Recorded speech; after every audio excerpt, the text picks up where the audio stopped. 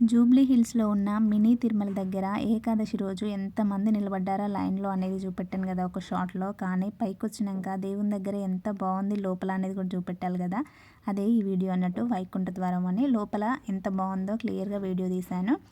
First అయితే నా channel ఇప్పుడే ఎవరైనా చూస్తూ ఉంటే సబ్స్క్రైబ్ చేసుకోండి. అట్లనే వీడియోకి ఒక లైక్ చేయండి. అంతసేపు అక్కడ నిలబడి పైకొచ్చినాక ఒక్కసారి ఇదంతా చూస్తే అన్నీ మర్చిపోయి పాజిటివ్ వైబ్ ఉంది నిజంగా మైండ్‌లో. తిరుపతిలో లైన్‌లో నిలబడి గంటలు గంటలు లైన్‌లో నిలబడి ఒకటేసారి దేవుని దర్శనం చేసుకోగానే మనసుకి ఎంత హ్యాపీ అనిపిస్తుందో సేమ్ ఇక్కడ అంతే అనిపించింది. అంతసేపు నిలబడ్డదంతా మర్చిపోయి చాలా మైండ్‌లో ఒక పాజిటివ్ వైబ్ ఇవన్నీ చూడగానే ఎంత బాగుందో, చాలా బాగుంది. చాలామంది అదే చూస్తున్నారు. ఏకాదశిని ఒక ఏకాదశినే కాదు, ఏకాదశి అంటారు, వైకుంఠ ఏకాదశి అంటారు, అట్లనే ఉద్దాన ఏకాదశి అంటారు. ఈ ఏకాదశి నాడు అంటే ఈ ఒక్క సంవత్సరం మొత్తంలో ఈ ఏకాదశి నాడు మాత్రమే వైకుంఠ ద్వారం ద్వారా ఉత్తర ద్వారం నుండి దర్శించుకుంటే, స్వామిని దర్శించుకుంటే మోక్షం కలుగుతుంది అని అంటారు అన్నట్టు.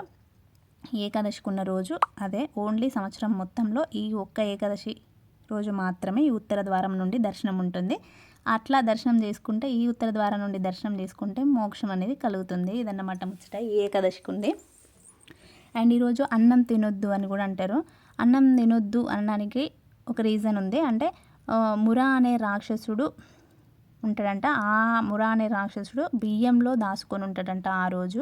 ఈ మురా అనే రాక్షసుడు చాలా ఘోరాలు చేస్తూ ఉంటే దేవతలందరూ వెళ్ళి విష్ణుమూర్తిని శరణు కోరుకోగా అతడు ఈ మురా అనే రాక్షసుని చంపడానికి ఒక ప్రత్యేకమైన అస్త్రం కావాలి అని గ్రహించి ఒక గుహలోకి వెళ్ళి, హైమావతి అనే ఒక గుహలోకి వెళ్ళి యోగ నిద్రలో ఉండగా మురా అనే రాక్షసుడు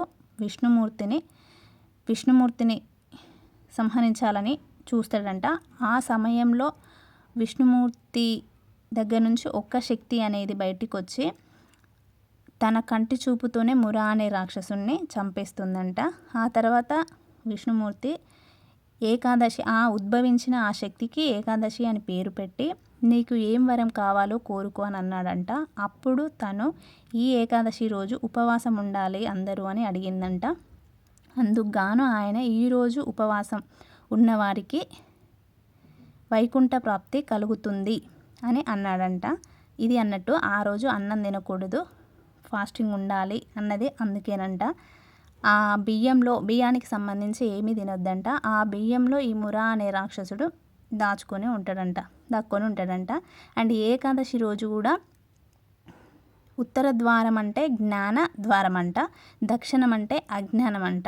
ఉత్తర ద్వారం నుండే దర్శించుకోవాలనంటే జ్ఞానం అన్నట్టు. జ్ఞానంతో ఆ స్వామిని దర్శించుకుంటే మోక్షం లభిస్తుంది అని అన్నట్టంట. ఉత్తర ద్వారం అంటే జ్ఞానం అంట, దక్షిణం అంటే అజ్ఞానం అంట.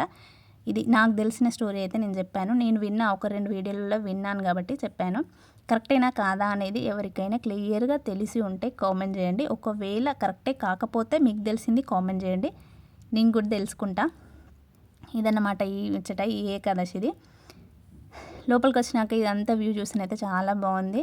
అసలు ఫ్లవర్స్తో డెకరేట్ చేయడం కాదు, అన్నీ మొత్తం తోటలో దేవుళ్ళని పెట్టినట్టే అనిపించింది. చాలా అంటే చాలా బాగా పీస్ఫుల్గా, చాలా పాజిటివ్ మైండ్తో చాలాసేపు అక్కడ ఉన్నాం మేము. నాకు ఇందులో నచ్చింది ఇదొకటే ఇక్కడ. అండ్ ఇంకోటి ఆవు దూడే, అదొకటి. మొత్తం తోటలో ఉన్నట్టే ఉన్నాయి. చాలామంది కూర్చుంటున్నారు ఇక్కడ.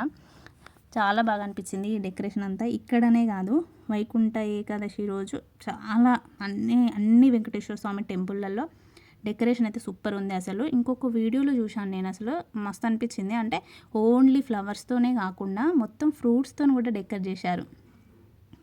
అన్ని యాపిల్స్, బనానా, పైనాపిల్స్ చూడగానే మస్తు అనిపించింది. అసలు ఇట్లా కూడా నాని.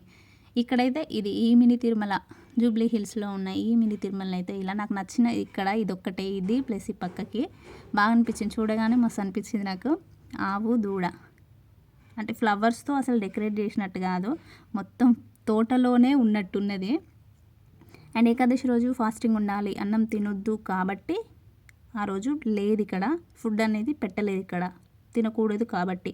అంటే చెప్పాను కదా ఒక వీడియోలో, ప్రతిరోజు నిత్య అన్నదానం ఉంటుంది. తిరుమలలో ఉన్నట్టే ఇక్కడ కూడా ఉంటుంది అని నిత్య అన్నదానం ఉంటుంది. పొద్దున మధ్యాహ్నం నిత్య అన్నదానం అన్నట్టు. కాకపోతే ఈరోజు తినకూడదు కాబట్టి ఏకాదశి రోజు మాత్రం ఫుడ్ అనేది పెట్టలేదు. నెక్స్ట్ డే కూడా పెట్టలేదు అనుకుంటా. నెక్స్ట్ డే రోజు కూడా లేదంట ఇక్కడ, అంతే.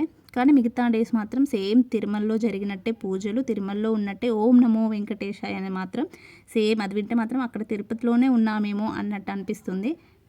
అట్లా అన్నట్టు సేమ్ తిరుమలలో ఉన్నట్టే అనిపిస్తుంది. ఇక్కడ వరకు వీడియో చూశారు కదా, ఇక్కడ వరకు వీడియో చూసిన వాళ్ళు ప్లీజ్ లైక్ చేయడం మర్చిపోవద్దు వీడియోకు, అలాగే సబ్స్క్రైబ్ చేయడం కూడా మర్చిపోవద్దు. Thanks for watching video.